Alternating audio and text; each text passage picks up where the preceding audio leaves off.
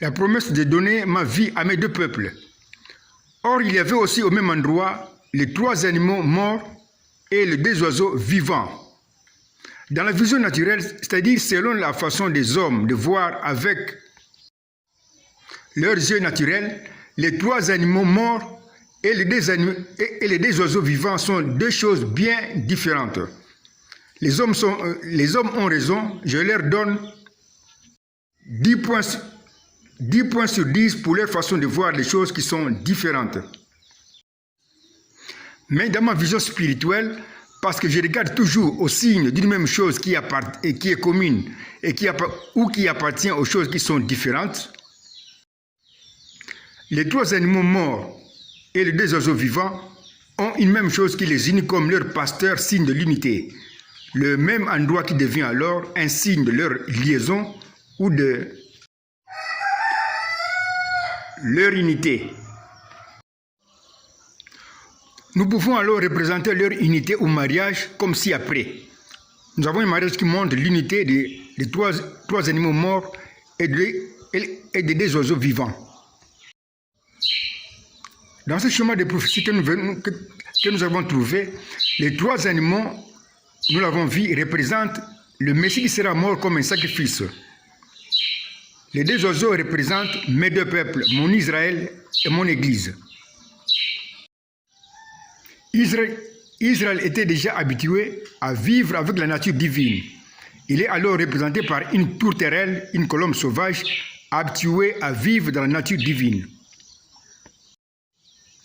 La jeune Église sera retirée d'entre les hommes des nations et va rejoindre comme la jeune colombe domestique Israël qui était déjà habitué à vivre avec la nature divine comme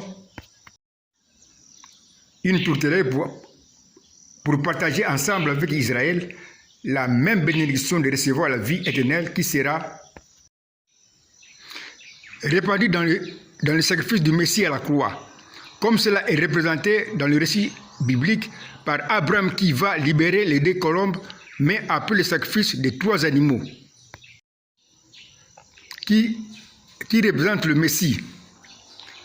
Les 2 colombes seront libérées de leurs liens pour continuer à vivre. Après le sacrifice du Messie, Israël et mon Église recevront donc la vie qui était dans le sang répandu par le Messie que je suis. Nous pouvons compléter notre schéma des prophéties que nous lisons en bas, qui montrent l'unité des 3 animaux morts et des 2 oiseaux qui sont vivants. Nous lisons en bas, le Messie qui sera mort comme un sacrifice, représenté par les 3 animaux, va donner la vie à ces 2 peuples qui sont Israël, qui était déjà habitué à vivre avec la nature divine comme une tourterelle, 2, et la jeune Église qui sera tirée parmi les hommes des nations comme une jeune colombe pour rejoindre Israël